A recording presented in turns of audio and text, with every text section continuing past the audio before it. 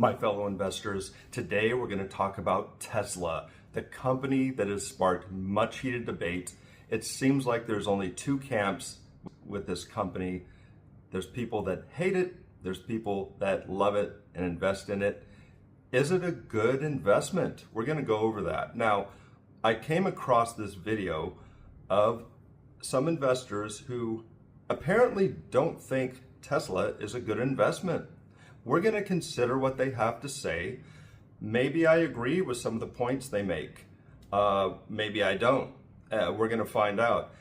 So the name of this video was Elon Musk finds new scapegoat for Tesla Optimus scam flop.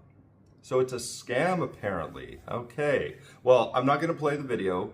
I'm going to spare you that. I'm going to go over some of the main points that are made in the video and then also in the comment section. So this group of investors, they obviously don't invest in Tesla, and they use words like scam, flop, failure.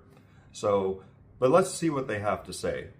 So some of the key points that they bring up: there's better competition and there's superior robotics companies out there. And this is in relation to Tesla Optimus that is, going to be coming out and hitting the market maybe within the next 3 years. So this is not about their cars or any other, and the energy sector or any of those other products. This is only about robotics and Optimus. They also bring up the point that it's not profitable. I wonder where they get that information. Where did they source that information that it's not going to be profitable? But anyway, we'll look into that too and kind of cover that. I just have no idea where they got that idea. Maybe they know something I don't. So down in the comments here, it says, one need only look at Boston Dynamics and compare it to Tesla, and you can see why this scam won't take off. Oh, so there's another one that believes it's a scam. Well, there's at least two of them. There's no full self-driving to compare to, but there is Boston Dynamics, which every year gets meaningfully better. Okay, so it's Boston Dynamics that are going to take over the robotics market. And then there's some comments here, replies. It's like comparing a fighter jet to a paper plane. Well, which one's the paper plane?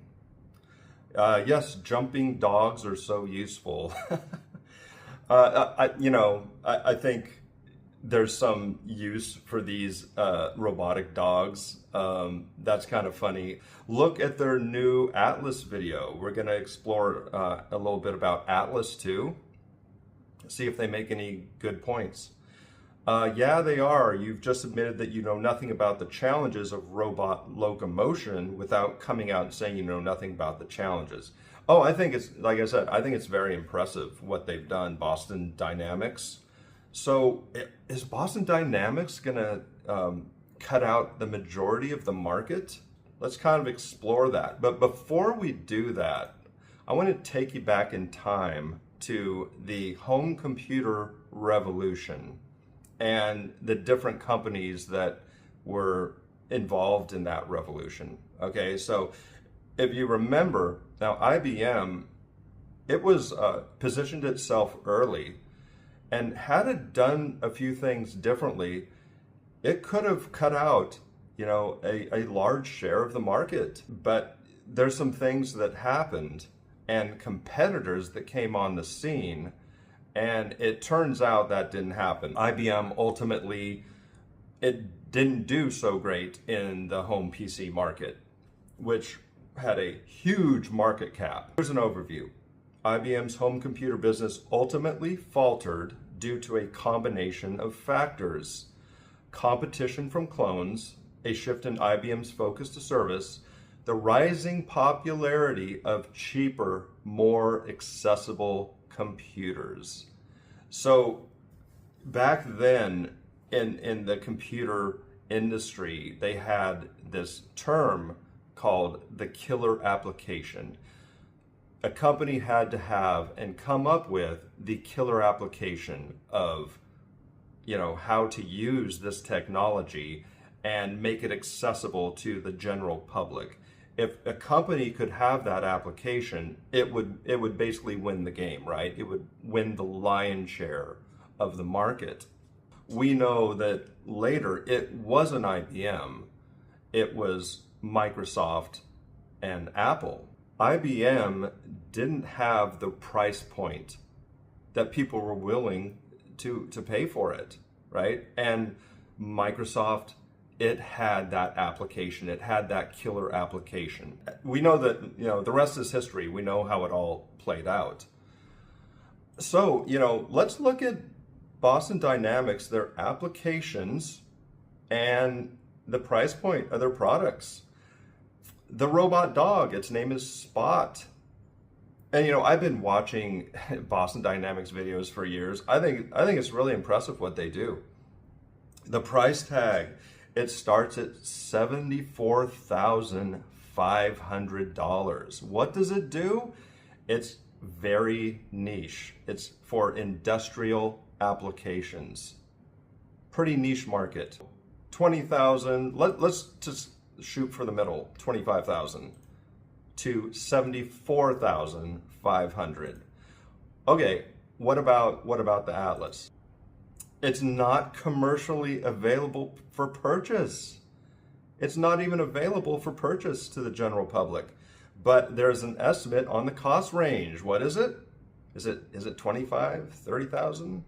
$100,000 to $2 million per unit. Wow. And again, this is industrial applications.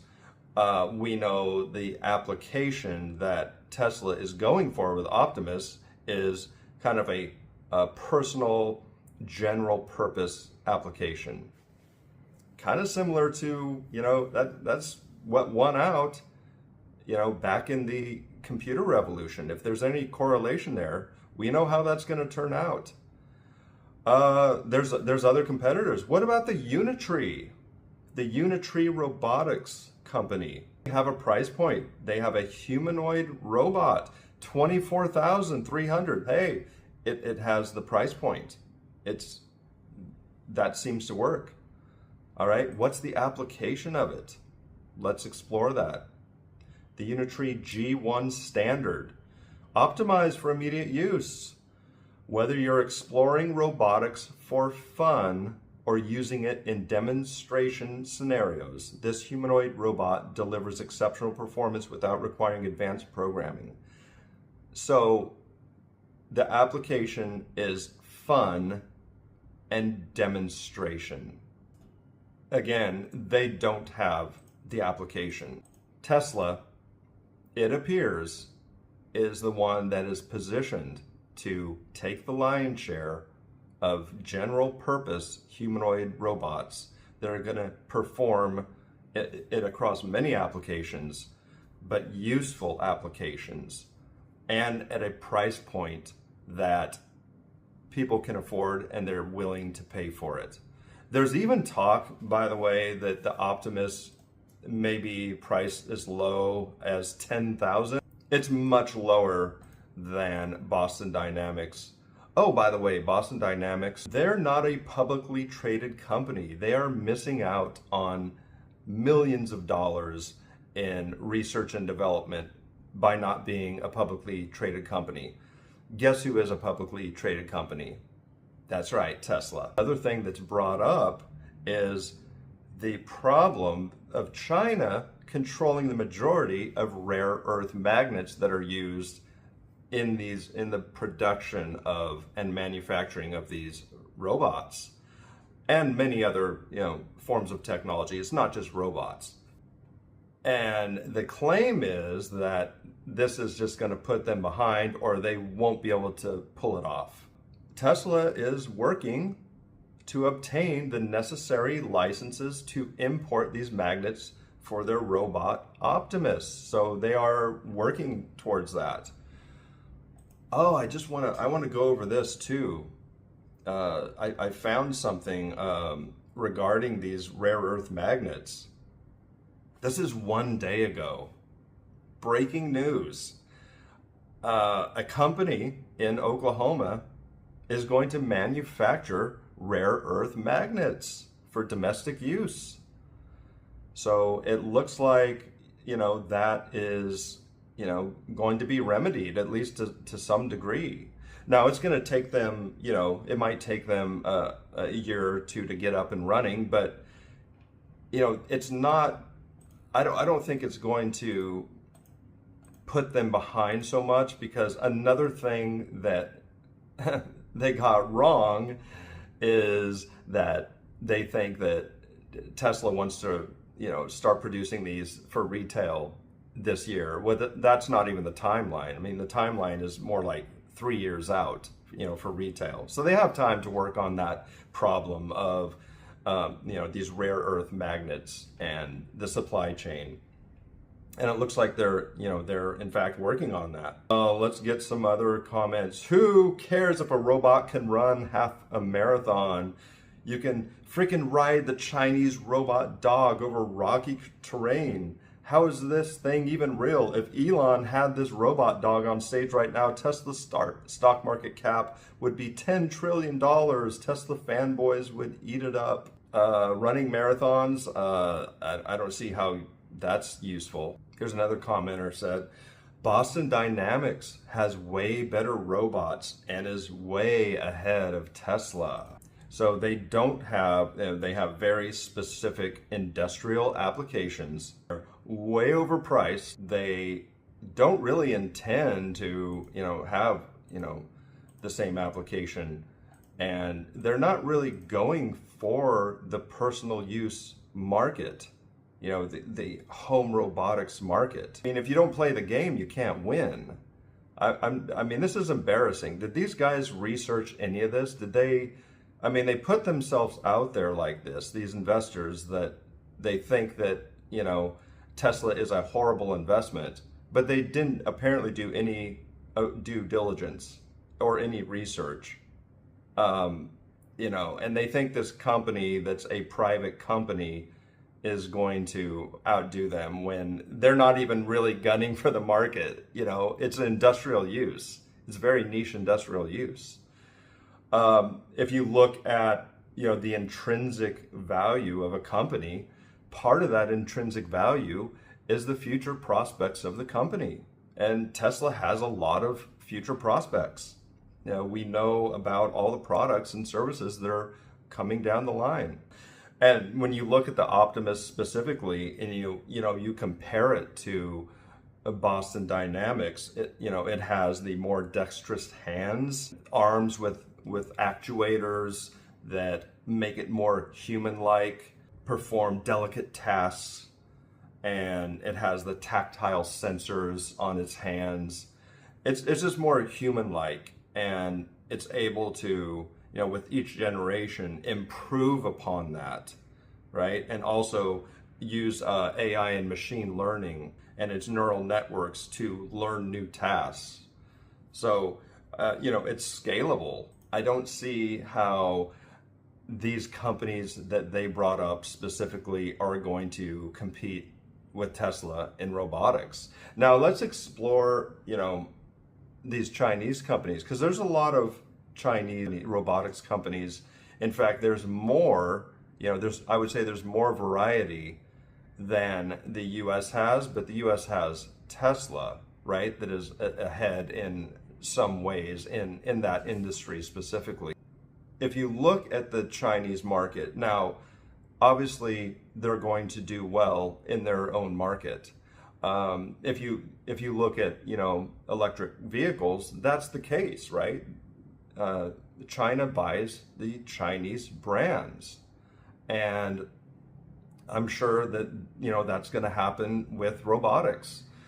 Now, if you look at East Asia, and there's several players there. There's Japanese robotics companies, maybe there's some Korean robotics companies that come on the scene, and then, multiple Chinese companies. Well, yeah, they'll probably take the lion's share of East Asia. Well, that leaves the rest of the world open for Tesla. Um, so for example, the UAE and Saudi Arabia, they've outsourced their AI chips to an American company. Let's say they do that with their robotics.